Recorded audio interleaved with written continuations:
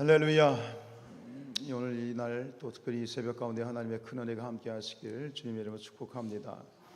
오늘 이제 에스라 총 10장 가운데 1장부터 6장까지는 이제 스룹바벨과 제1차 포로 귀환한 백성들의 이야기, 그리고 스룹바벨 성전의 건축에 대한 이야기였죠. 그리고 7장, 8장, 어제 8장 보셨습니다만 7장부터 10장까지는 제2차 귀환. 누가 이끌고 나왔어요? 에스라가 이끌고 나온 그 2차 포로 귀환에 대한 이야기. 그래서 포로 귀환이 총 3번에 걸쳐서 된다고 그랬잖아요. 첫 번째는 앞에 말씀드린 것처럼 스룹바벨에 의해서, 두 번째는 에스라에 의해서, 세 번째는요, 누구에 의해서? 느헤미야에 의해서. 그래서 우리가 에스라 다음에 뭐가 나와요?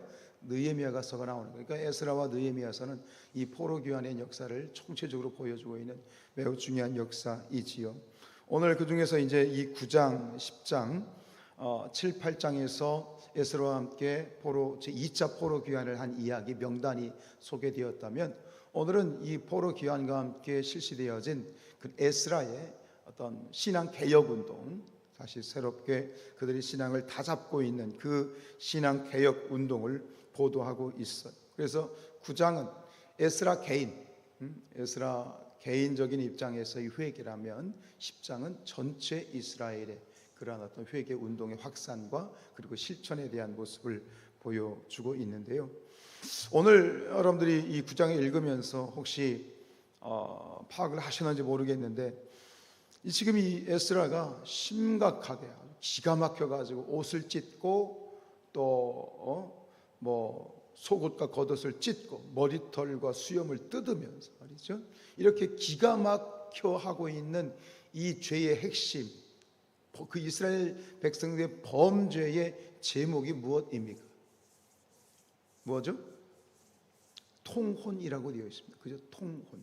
이 통혼이란 말은 이제 이 이스라엘 백성들이 이방인과의 결혼을 이 통혼이라고 하는 것이죠. 더 자세히 얘기하면 주로 이방 여자를 아내나 며느리로 삼는 그러한 이 통혼에 대해서 굉장히 지금 집중적으로 전후로 강력하게 다루고 있습니다. 여러분, 이방 여인을 아내로 맞는 것이, 이 통혼이라는 것이 심각한 범죄입니까? 그렇게 대답을 주저하십니까? 성경이 그렇다고 하지 않습니까?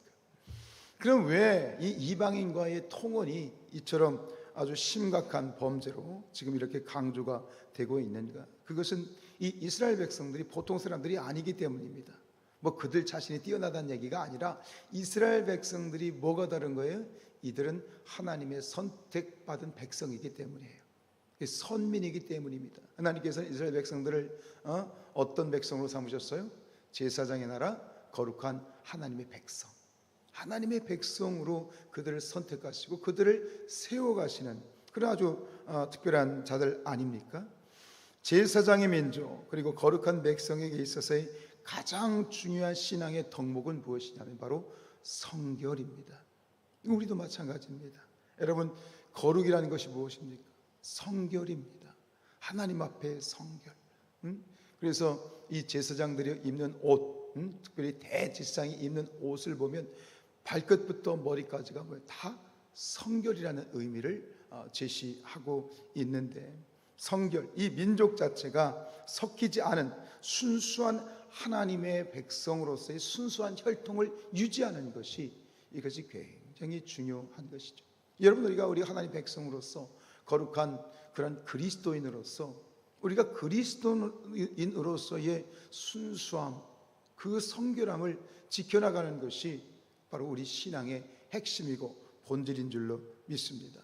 그래서 이스라엘 백성들이 이제 출애굽을 해서 광야 40년을 지나고 난 다음에 저 광야에서 이제 요단강 건너편에서 마지막으로 하나님의 명령을 되새기게 될 때 신명기에서 뭐라고 말씀하고 있습니까? 이 부분을 아주 엄격하게 금지하고 있어요. 신명기 7장 3절과 4절 말씀에 보면, 또 그들과 혼인하지도 말지니 내 딸을 그들의 아들로 주지 말라. 정확하게 말씀하셨어요. 그들의 딸도 내 며느리로 삼지 말라. 왜요? 그가 내 아들을 유혹하여 그가 여호와를 떠나고 다른 신들을 섬기게 함으로 여호와께서 너희에게 진노하사 갑자기 너희를 멸하실 것입니다. 이 통원 때문에 결국은 이 신앙과 그 혈통과 이 모든 것들이 완전히 더럽혀지게 되면 그 결과 더 무서운 건 뭐냐면 그것 자체가 중요한 게 아니라 그로 말미암아 하나님의 진노가 어느 날 갑자기 임하게 될 것이다 라고 하는 것에 대해서 아주 심각하게 하나님께서는 경고하셨죠. 그러면서 동시에 뭐라고 말씀하셨습니까? 가나안 땅에 들어가면 그 가나안에 살고 있는 모든 족속을 어떻게 해라? 해레메라, 진멸해버리라, 다 쓸어버리라. 그래야 너희가 새롭게 정말 선민으로서의 그런 신앙과 자세를 지킬 수 있다라고 말씀을 하고 있어요. 그런데 오늘 이 부분에 있어서 다시 한번 우리에게 부각시키고 있는 건 뭐냐면 지금 이 포로 귀환 후에 70년 만에 돌아온 이스라엘 백성들의 상황이나 이제 가나안에 입성하는 당시의 상황이 비슷한 거예요. 애굽 땅에서 정말 400년 동안 이방 땅에 살면서 완전히 이게 그나마 순수한 신앙의 그런 정신들이 많이 퇴색해져 있어. 근데 그 신앙을 세워야 되는 입장, 그리고 70년 동안 바벨론에서 이방 땅에 살아가면 역시 그들의 신앙이 다 잡히지 못하고 역시 이제 아주 지저분한 상황 가운데에서 역시 이 순수한 신앙을 지켜내가고 그것을 회복시켜야 된다는 부분에 있어서는 이 두 상황이 가나안에 입성하는 것이나 다시 포로 귀환 후에 나라를 세워가는 것이나 똑같은 상황 가운데서 역시 큰 장애물이 뭐예요? 통혼이라고 하는 거예요. 가나안 땅에서의 그런 이방 여인을 이제 아내로 삼는 이 문제가 아주 심각한 걸림돌이 되었던 것이죠. 성전 건물을 건축했다고 해가지고 신앙이 회복되는 거 아니죠. 성전을 아름답게 엄청난 예산을 들여서 이 성전을 건축했다고 해서 그것이 우리의 신앙이 회복된 것이 아니지 않습니까? 왜요? 진정한 성전은 건물이 아니고 진짜 성전은 뭐예요? 우리 자신이기 때문에 그렇습니다. 아무리 성전 건물이 허름하고 다 쓰러질 것 같아도 우리 성도들의 믿음이 온전히 서 있으면, 믿음이 건축되어 있으면 된 거예요. 그러면 이게 무조건 되는 거예요. 근데 오늘날은 거꾸로 돼 있어. 마치 큰 교회 수천 명이 수백 최소한 5, 600명이 모이고 수천 명이 모이는 교회에 내가 그 안에 들어가 있으면 나도 굉장히 신앙이 좋은 것으로 착각하고 어떤 훌륭한 인지도가 있고 또 쓰임받는 종이 목사가 목회자가 있는 교회에 있으면 내가 그것처럼 된 것처럼 착각하고 건물이 어마어마하고 시설이 진짜 삐까뻔쩍한 그런 교회에서 신앙생활하면 자신도 그렇게 된 것처럼 착각하는 거예요. 착각하덜덜 마시길 바랍니다. 중요한 건 건물이나 규모나 예산이나 크기가 아니에요. 나 자신인 거예요. 오늘도 우리가 저녁에 그런 말씀 드리겠습니다만 중요한 건 겉으로 보여지는 것, 그 속에 있으면서 건방 떨고 그런 게 어디 있어요. 하나님은 건물을 보시는 게 아니야. 숫자를 보시는 게 아니야. 크기를 보시는 게 아니야. 우리 한 사람 한 사람의 심령을 보시는 거예요. 중심을 보시는 거예요. 그게 진짜 성전이지. 이것을 오늘 세워가기 위해서 진정한 성전인 우리 자신을 하나님 앞에서 세워갈 수 있는 이런 순수한 혈통을 유지하기 위해서, 근데 그것이 무너져 버렸죠. 뭘 통해서? 이 통혼을 통해서 말이죠. 그게 무너져 버리니까 그것이 하나님은 너무나 안타깝고 또 하나님 앞에 그것이 진정으로 큰 죄가 되어져 있는 것이다. 사랑하는 여러분, 우리 신앙에 있어서 너무나 중요한 제1의 덕목은 바로 영적인 성결인 줄로 믿습니다. 성결이 뭐예요? 섞이면 안 되는 거야. 섞이면 안 되는 거야. 악한 자들과 자리를 함께 하지 아니하고 악한 자들과 함께 하지 아니하고 섞이는 것이 아니에요. 그래서 주님께서 뭐라고 말씀하셨어요? 바울이 이렇게 얘기했죠.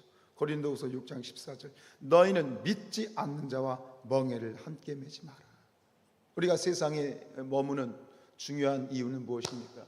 세상에 복음을 전하는 것이고 세상에 예수 그리스도를 증거하는 것이고 죽어가는 저 세상에 대해서 저들을 살려내고 구원하는 것이 우리의 목적이지, 세상 가운데 살면서 그들과 섞여가지고 물에 물 탄 듯 술에 술 탄 듯 그렇게 살아가려는 것이 아니라 우리는 우리 그리스도인으로서 하나님의 언약 백성으로서 거룩한 제사장, 너희는 거룩한 백성이단 말이죠. 너희는 택하신 족속이고 왕 같은 제사장이 돼. 우리도 마찬가지. 우리는 예수 그리스도 안에서 똑같이 이스라엘, 영적인 이스라엘로서 택하신 족속이에요. 선민이에요. 믿으십니까? 우리도 선민이에요. 선택받은 백성이에요. 그것 더구나 왕 같은 제사장이다. 왕 같은 제사장이다.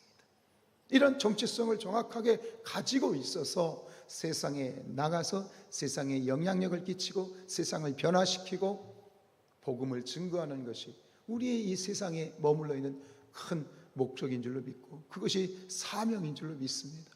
그러나 세상 가운데 거하는 것이 또 위험이 있죠. 물들어. 세상에 물들 수 있는 여지가 있어. 우린 연약하니까. 그래서 어떻게 해야 돼요? 기도해야 돼요. 하나님 힘 주시옵소서. 세상 가운데 세상을 변화시키되 세상으로부터 물들지 않게 하여 주시옵소서.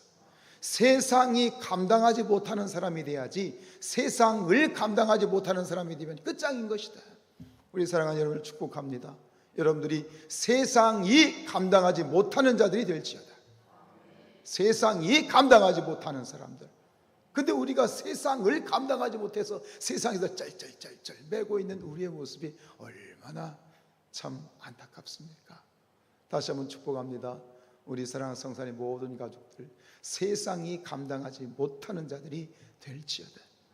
세상을 변화시키는 거룩한 하나님의 선택받은 백성, 왕같은 제사장으로서 세상 가운데에서 정말 거룩한 하나님의 나라를 세워가는 그런 저와 여러분들의 삶이 될 수 있기를 주님의 이름으로 축복합니다.